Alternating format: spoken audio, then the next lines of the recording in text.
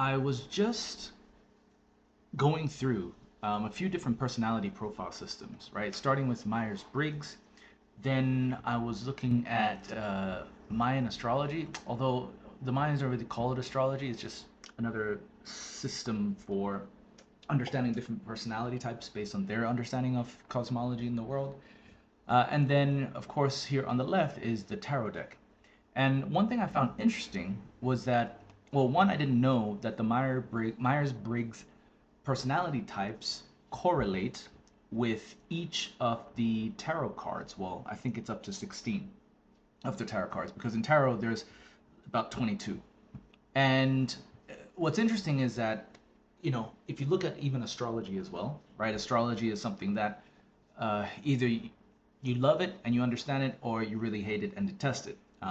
For me, I couldn't care less because I just see all of these different personality profiling systems as different ways of being able to interpret our world based on a certain lens.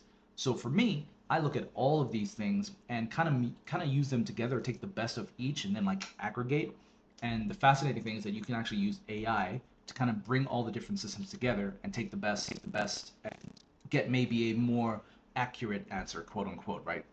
But yes, each of these systems, right, because they have a certain way of looking at the world, you got to kind of take everything with a pinch of salt. So the tarot is supposed to be something that is, incredibly deep because of its symbolism, because it was used as a way to interpret things, right?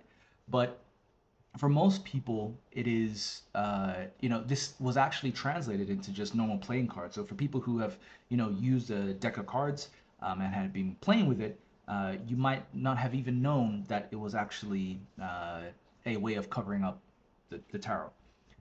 So with the Myers-Briggs personality types, right, this actually maps directly onto the tarot. But there is a problem, right? And I think it's actually highlighted somewhere here. Uh, so I'm just going to try and highlight it. So even longtime tarot readers may face difficulties because human psychology can develop and transform from childhood and adolescence to adulthood and old age. For example, a person with the dreamy and emotional nature of cups in his youth may eventually become an extrovert and practical like the personality of swords in adulthood. And let's have a look here. So for many years, and I don't know why, I cannot highlight this. It's very frustrating. Such a simple thing. Oh my God. Okay, there we go. Okay, I'm just gonna do here. I think it's because of this bloody thing. Let's not worry about that. Okay, so for many years, offering a representative card was affected by the look of blah, blah, blah. This measure, which may be appropriate at one point in the history of human consciousness, has in some ways become ancient in our world when the world is increasingly diverse in terms of ethnicity and culture, not to mention trends related to ethnic prejudice. Okay, and that's an important point to make because, different cultural influences, right, will impact or influence the way in which you interpret things. And so this is what I found fascinating about the fact that with the tarot, as great as it is, a lot of the symbolism may not resonate for people in maybe non-European or non-Western countries, right? This is where I ended up finding out about the Mayan astrology. And I could see how understanding of this, for me personally, based on my own cultural background, actually helped me understand things related to the tarot, Myers-Briggs, etc. And one thing I like about the Mayan system is that they account for these changes, right? And this is a system that has existed for centuries, right? And so they have, your signs, quote unquote, in your youth, right?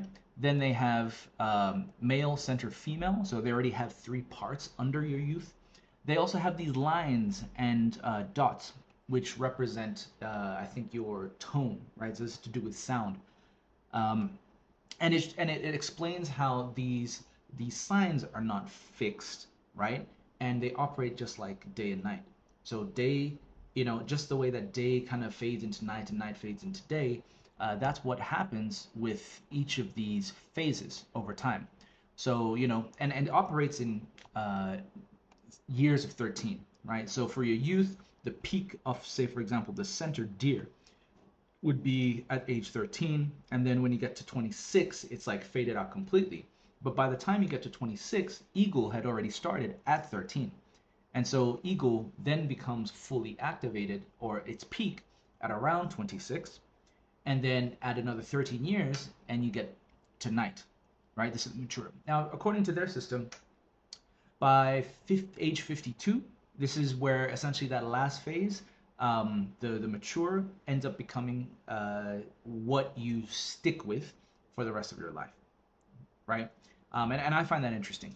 But this type of system does account for the more fixed approach of, Myers-Briggs, or even the tarot, or maybe even astrology, right? In astrology, right? If you look at all the zodiacs, a lot of powerful symbolism there too. But uh, when you are born, you're given a blueprint essentially, right, with these fixed positions of the stars and planets. But then often people think that, well, one, you're only your sun sign, but you actually have 12 different signs in your makeup, and it doesn't change in that system. Well, based on my understanding right now, could be flawed. But yeah, just thought I'd share that. And I think, if you look at the Mayan, you look at the tarot, you look at the more psychologically based Myers-Briggs, and then even to, astrology, right?